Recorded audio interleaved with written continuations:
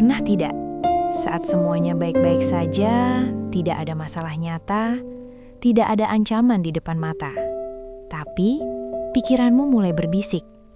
Bagaimana kalau nanti gagal? Bagaimana kalau dia berubah? Bagaimana kalau terjadi sesuatu yang buruk? Dan anehnya, yang kamu bayangkan hampir selalu hal buruk. Jarang sekali kita duduk diam lalu membayangkan, bagaimana kalau semuanya berjalan indah? Kenapa pikiran kita seperti ini? Apakah kita memang pesimis? Lemah? Atau ada sesuatu yang lebih dalam dari itu? Malam ini kita akan membahasnya. Secara psikologi, secara sains, secara filsafat, dan secara manusiawi. Otak kita memang diprogram untuk mencurigai bahaya. Dalam psikologi, ada istilah yang disebut negativity bias. Penelitian dari American Psychological Association menunjukkan bahwa manusia secara alami memberi perhatian lebih besar pada informasi negatif dibandingkan informasi positif. Kenapa? Karena secara evolusi, nenek moyang kita yang terlalu santai tidak bertahan hidup. Yang selamat adalah yang curiga, yang waspada, yang selalu berpikir, bagaimana kalau ada bahaya? Otak kita, khususnya bagian amigdala, lebih cepat merespons ancaman daripada hal menyenangkan. Studi neuroimaging dari Harvard University menunjukkan bahwa otak memproses stimulus negatif lebih cepat dan lebih kuat daripada stimulus positif. Artinya, kita tidak rusak. Kita hanya terlalu terlatih untuk bertahan. Overthinking adalah ilusi kontrol. Ketika kita membayangkan skenario buruk, seringkali kita merasa seperti sedang bersiap. Seolah-olah dengan membayangkan kegagalan, kita akan lebih siap menghadapinya.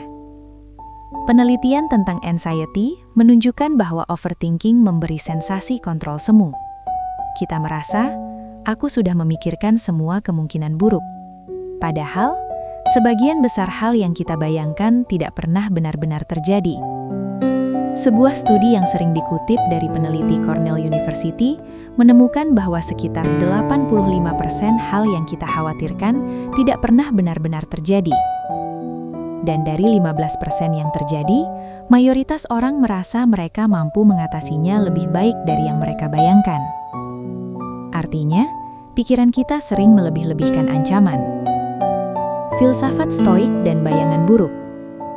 Menariknya, dalam filsafat Stoik, khususnya ajaran Seneca dan Marcus Aurelius, ada praktik yang disebut premeditatio malorum. Artinya, membayangkan kemungkinan buruk.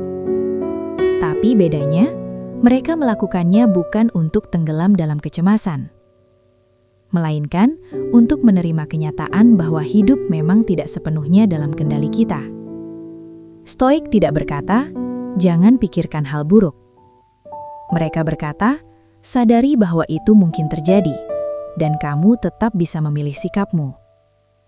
Masalahnya, kita membayangkan hal buruk bukan dengan kesadaran, melainkan dengan ketakutan. Itulah yang membuatnya menyiksa. Kisah seorang anak kecil yang setiap malam menangis. Bukan karena gelap, tapi karena ia membayangkan ibunya meninggal suatu hari nanti. Padahal ibunya sehat. Tidak ada tanda-tanda sakit. Namun pikirannya terus membuat film buruk. Bertahun-tahun kemudian ia sadar, itu bukan tentang kematian. Itu tentang cinta. Semakin kita mencintai sesuatu, semakin kita takut kehilangannya. Kadang pikiran buruk muncul bukan karena kita pesimis, tapi karena kita peduli. Kecemasan modern dan informasi berlebihan. Di zaman sekarang, kita hidup dalam paparan berita buruk tanpa henti. Algoritma media sosial cenderung mengangkat konten yang memicu emosi kuat, termasuk ketakutan. Penelitian tentang media exposure menunjukkan bahwa paparan berita negatif yang berlebihan dapat meningkatkan kecemasan dan persepsi ancaman. Otak kita sulit membedakan ancaman nyata dan ancaman digital. Akibatnya, sistem alarm kita aktif terus. Lalu, apa yang bisa kita lakukan? Pertama, sadari ini. Pikiran bukan fakta. Pikiran adalah kemungkinan. Kedua, beri nama pada ketakutanmu. Alih-alih, semua akan buruk. Ubah menjadi, aku sedang takut gagal. Ketiga, latih grounding sederhana. Fokus pada napas. Rasakan kaki menyentuh lantai. Dengarkan suara di sekitarmu. Itu memberi sinyal ke otak, aku aman sekarang. Mungkin kita memang akan terus membayangkan hal buruk, karena otak kita dirancang untuk melindungi. Tapi perlindungan yang berlebihan bisa berubah menjadi penjara. Kita tidak bisa menghentikan semua pikiran, tapi kita bisa memilih. Apakah kita mempercayainya sepenuhnya, atau hanya mengamatinya lewat? Jika malam ini pikiranmu kembali membuat skenario buruk, ingatlah, belum tentu itu akan terjadi.